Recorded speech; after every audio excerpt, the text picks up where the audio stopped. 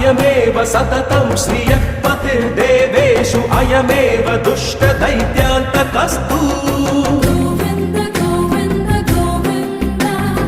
अच्युतानन्द गोविन्द अयमेव सकलभूतान्तरेष्वाक्रम्य प्रियभक्तपोषणं प्रीत्या तनोति